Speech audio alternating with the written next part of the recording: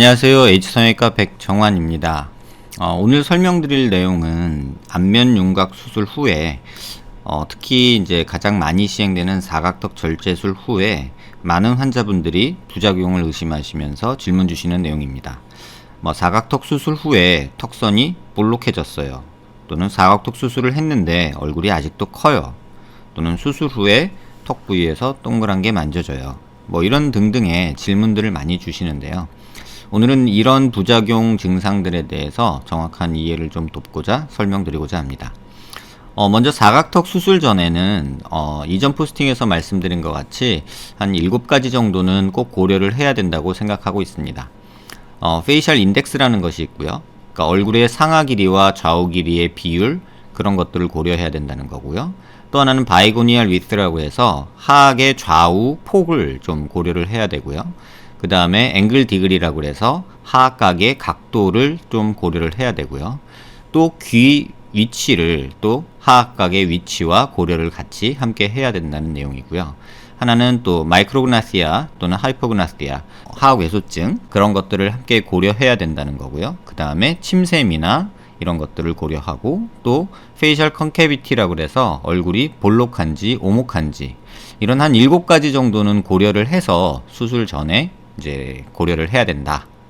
단순히 많이 자른다고 무조건 얼굴이 작아지고 갸름해지는 것은 아니다 라는 점을 이전 포스팅에서 좀 자세히 설명드렸습니다. 이 부분에 대해서는 궁금하신 분들은 이전 포스팅 한번 참고하시면 될 것 같고요. 특히 오늘은 7가지 중에서 침샘이랑 그 다음에 임파선, 그 다음에 턱 밑샘, 이렇게 3가지에 대해서 좀 설명드리고자 합니다. 이 환자는 전반적으로 얼굴이 넓죠. 또 굉장히 크다고 이제 느껴질 수 있는 정도의 이제 얼굴이죠. 이런 경우 그냥 얼굴이 크니까 사각턱 수술하면 얼굴이 작아지겠지 라고 생각하기 좋은데요. 사실은 이 환자 CT와 피부명을 이렇게 중첩시켜서 보면 하악 뼈가 작은 건 아니고 크지만 그보다도 이쪽 볼 쪽의 연부 조직 두께가 상당히 두꺼운 것을 볼 수 있습니다. 그래서 이러한 단면을 보고 이렇게 좀 CT에서 이미지를 보면요, 이렇게 빨간 원으로 표현된 교근이 존재하고요. 그 다음에 파란 원으로 표현된 파로티드 그랜드, 그래서 이하선이라는 귀밑샘이 이렇게 위치하게 됩니다. 근데 이 두께가 실제로 뼈 두께보다 굉장히 두껍죠. 대략 한 1cm 이상이 된다고 보는데요. 또 이러한 환자에서 얼굴폭을 줄이겠다고 과도하게 피질골 절제를 하는 경우가 있는데, 실제로 피질골 절제를 해봤자 얻어지는 두께는 2-3mm가 채 되지 않습니다. 그런데 이렇게 교근 두께나 침샘 두께가 이렇게 1cm 이상 되는 경우, 이런 경우에는 사각턱 절제술을 해도 큰 효과가 없죠.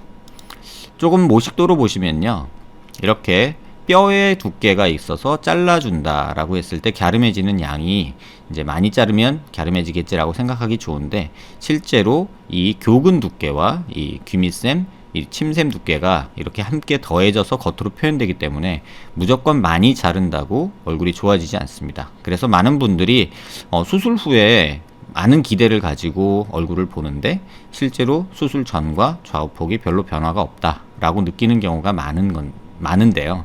그 이유 중에 하나는 하악각은 이렇게 잘리지만 실제로 표현되는, 피부 밖으로 표현되는 것은 이렇게 귀밑샘하고 이렇게 교근의 두께가 함께 더해져서 표현되기 때문에 효과가 좀 떨어진다고 볼 수 있죠. 그래서 이러한 경우에 있어서는 연부 조직 두께도 한꺼번에 체크를 해야 되기 때문에 수술 전에 꼭 고려를 해야 된다고 생각합니다.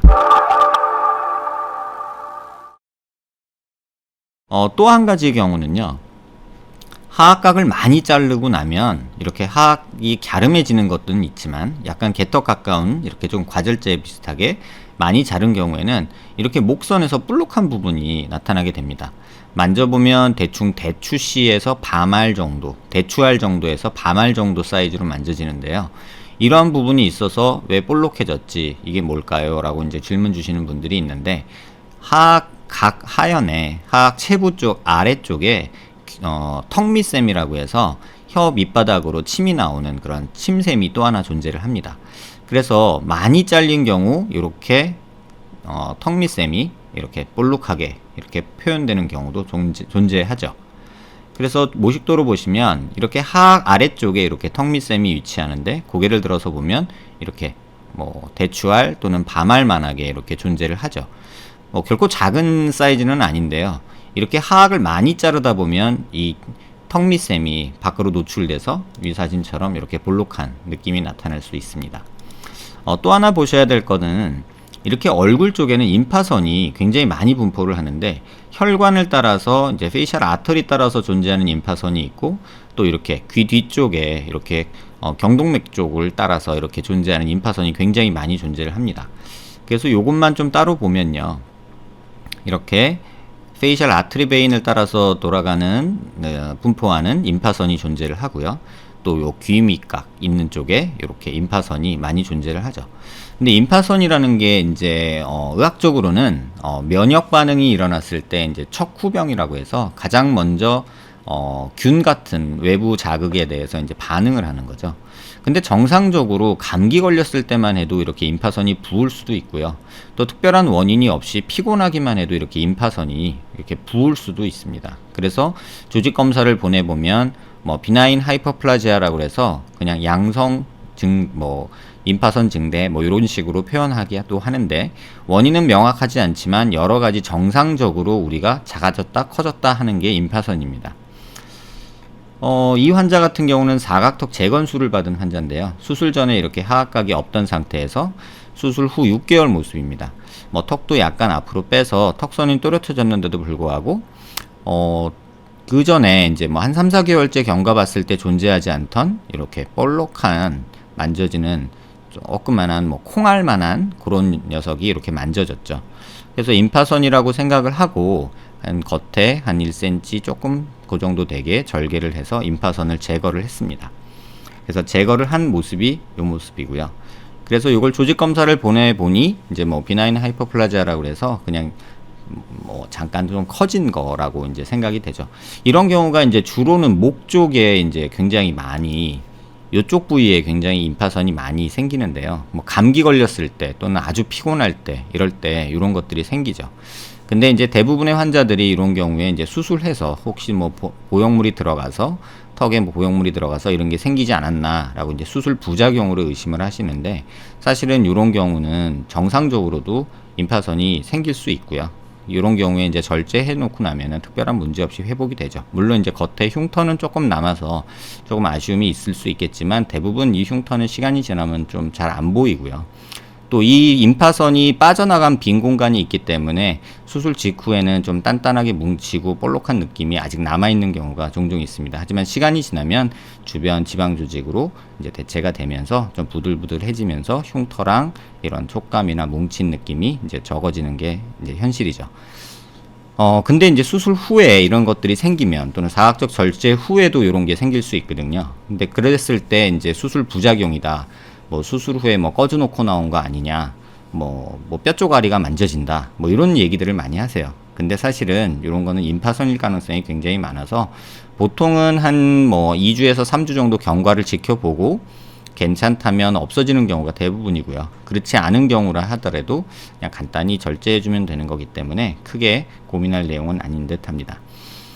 수술 후에 겪게 되는 여러 부작용 증상들이 이제 수술로 인한 것이냐 아닌 것이냐, 이제 이런 거에서 이제 많은 환자분들이 얘기를 하시는 것 같아요. 근데 수술 직후에 이렇게 침샘이 부을 수가 있거든요. 왜냐하면 이쪽 뼈를 자르면서 이쪽에 피가 나고 그러면 침샘도 붓거든요. 그럼 침샘이 부었을 때 이것도 덜 자른 거 아니냐, 이렇게 생각하시는 분들도 있고요. 또 이게 한동안 이게 부어 있으면 이거 뼈 쪼가리가 안에 있는 거 아니냐, 또 이렇게 말씀하시는 분도 종종 보이는 듯 합니다. CT 찍어보면 대부분 확인되는 내용이고, 의사 선생님 믿고 조금 기다리시면 좋아지는데, 인터넷상의 부정확한 정보로 인해서 굉장히 불안감 키우시고, 또 의사들을 불신하면서 괜한 걱정으로 또 이 병원 저 병원 다니면서 이런저런 얘기 듣는 경우가 종종 많이 생기는 듯 합니다. 과절제에 의한 턱 밑샘이 사실은 가장 큰 문제죠. 이제 재건을 한다 해도 이게 완전히 가려지진 않거든요. 그래서 이렇게 귀 밑샘이 크거나 턱 밑샘이 큰 경우에는 이비인후과적으로 이게 이제 아주 비대한 경우에는 뭐 침 삼키기가 힘들 정도로 붓는 경우도 있거든요. 그런 경우에는 절제술을 하지만 특별한 증상이 없는 경우에는 절제술은 조금 지양하는 편이고요. 이러한 귀밑샘이나 턱밑샘이 비대한 경우는 수술 후에 남아서 이렇게 볼록해 보이는 경우는 그냥 보톡스 치료로도 충분히 이 샘 사이즈가 줄어들기 때문에 도움을 받을 수 있다고 생각합니다. 또 무조건 이제 교근 보톡스를 맞으면 침샘이 준다는 뭐 이런 얘기도 있는데, 사실은 교근 보톡스를 맞을 때 이쪽 부위가 같이 영향을 받거든요. 그래서 위 모식도 보시면 이 근육을 주사하기 위해서 근육에 주사하다 보면 침샘도 어느 정도는 영향을 받아요. 또는 이쪽 귀밑샘이 유독 발달한 남자분들이 있거든요. 그러니까 귓볼 밑으로도 볼록하신 분들 있죠. 그런 분들이 이제 다 귀밑샘이 발달한 분들인데, 양성 종양의 경우는 제거를 잘 하지 않고요. 왜냐하면 이 수술 자체는 굉장히 좀 큰 편이고, 또 이 수술하면서 또 얼굴 신경이 다칠 수 있기 때문에 특별한 질환이 아닌 경우에는 단순히 미용 목적으로 이 귀밑샘을 제거하지는 않습니다. 그래서 그냥 보톡스 치료 정도가 현실적으로 가장 적합하지 않나 생각이 됩니다. 안면 윤곽술 부작용 증상 중 귀밑샘 또는 턱밑샘 또는 임파선에 대해서 많은 걱정들이 있으시고 불안함이 있으신 줄 압니다. 하지만 의사 선생님들 믿고 이런 부분들 조금 이해하시면 그런 불안감에서 조금 벗어날 수 있지 않을까 생각이 됩니다. 비슷한 문제로 고민하시는 분들께 도움되는 내용이 되었길 바랍니다. 감사합니다.